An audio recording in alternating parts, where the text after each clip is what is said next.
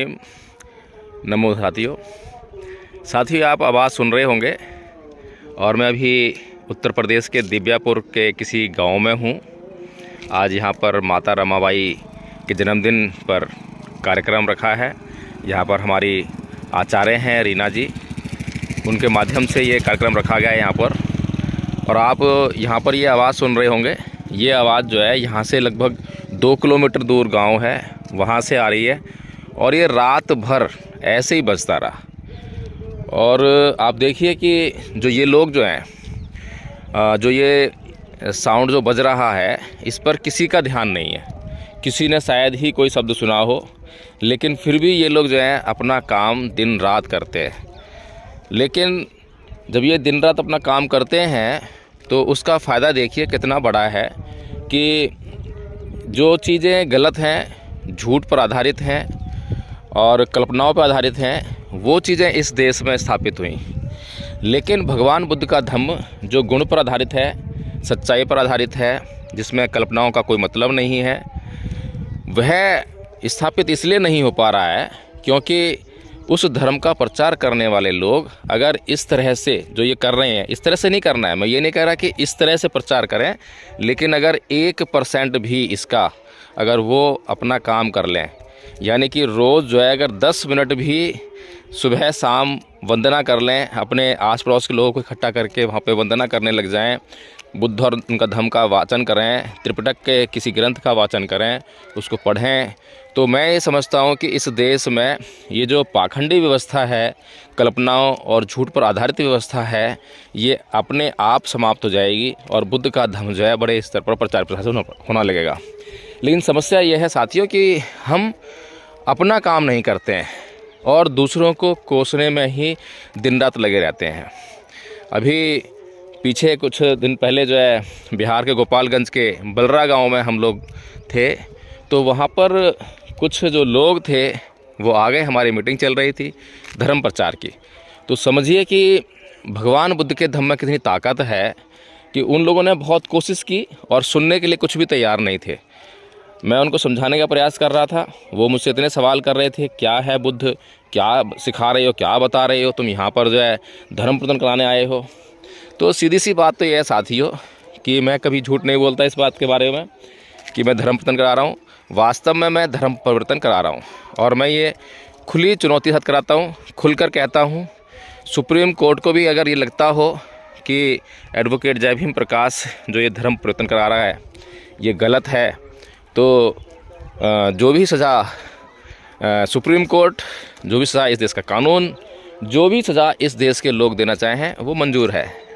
लेकिन अभी तक जो है आदरणीय साथियों, उन लोगों की भी ये हिम्मत नहीं हुई ये बताने की कि मैं क्या गलत कर रहा हूँ।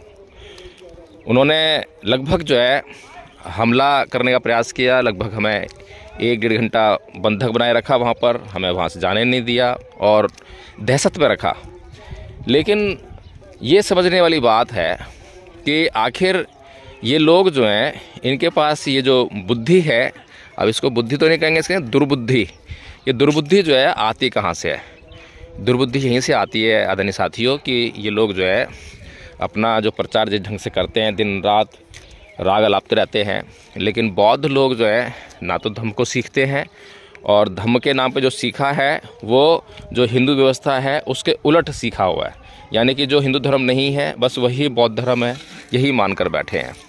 तो इसीलिए हमें ये जानना पड़ेगा कि जो हिंदू धर्म है वही बौद्ध धर्म नहीं है। बौद्ध धर्म अलग एंटिटी रखता है। और ये कहें कि अगर आप थोड़ा सा उठाकर देखेंगे अन्य धर्मों के बारे में और थोड़ी सी जांच करेंगे तो आपको ये ज्ञात होगा कि बौद्ध धर्म से जो है इन लोगों ने बहुत कुछ चुरा लिया है। बौद्ध धर्म ने जिन बातों के आधार पर समाज में गौरव स्थापित किया, गौरव हासिल किया और समाज में धम्म स्थापित हुआ, उन्हीं बातों को इन्होंने अपने लिए स्थापित करना, अपने लिए इस्तेमाल करना शुरू कर दिया। और ऐसी बहुत सारी बातें जैसे कि स्वर्ग, नरक, भगवान, ये जो शब्द हैं इनका इस्तेमाल हिंदू धर्म, मुस्लिमों ने, ईसाइयों ने बड़े पैमाने पे किया। लेकिन आपको जानकर बड़ा आश्चर्य होगा कि ये सब कुछ बुद्ध के सिद्धांतों पर आधारित हैं और बुद्ध के सिद्धांतों को तोड़ मरोड़ कर किसी और रूप में, यानी कि ब्रांडिंग करने वाली बात है। चीज़ हमारी है लेकिन ब्रांडिंग जो है आरएसएस की हो रही है। चीज़ हमारी है लेकिन ब्रांडिंग जो है मुसलमानों की हो रही है। चीज़ हमारी है लेकिन ब्रांडिंग जो है ईसाइयों की हो रही है। तो ये ब्रांडिंग करने का मामला हुआ है। इसीलिए जो है आज बौद्धों को, बौद्ध धर्म को समझने की ज़रूरत है, जानने की ज़रूरत है। जब बौद्ध लोग बौद्ध धर्म को अच्छी तरह समझेंगे, जानेंगे, तो निश्चित तौर पर बौद्ध धर्म का प्रचार होगा। तो साथियों देख सकते हैं आप जो है सामने झंडा, नीला झंडा लगा हुआ है, अपने लोगों का गांव। और अपना प्राय खैर हमारे लिए कुछ नहीं है, लेकिन फिर भी क्योंकि बाबा साहेब के लोग अभी इस कार्यक्रम को चला रहे हैं। ये देखिए सामने जो है ये हमारे आचार्य जी का घर है यहाँ पर, और कार्यक्रम आज करने के लिए ये लोग तैयारी कर रहे हैं। हम लोग रात को यहाँ पहुँच गए थे, रात को भी एक मीटिंग करी, लोगों को धर्म समझाया, बताया। और आज माता रमाबाई का जन्मदिन मना रहे हैं। माता रमाबाई का त्याग, समर्पण और बलिदान, जिसके कारण बाबा साहेब बन पाए, और उन्हीं बाबा साहेब की वजह से हमें ये धम्म प्राप्त हुआ, जिससे कि हमारा इतना कल्याण होता है। और ये आदरणीय आचार्य जी हैं जो स्कूटी चला रहे हैं, आचार्य रीना जी के हस्बैंड।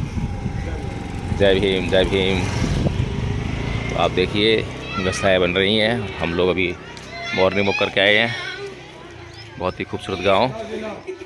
तो साथियों आज के कार्यक्रम की वीडियो भी डालेंगे। जय भीम, नमो।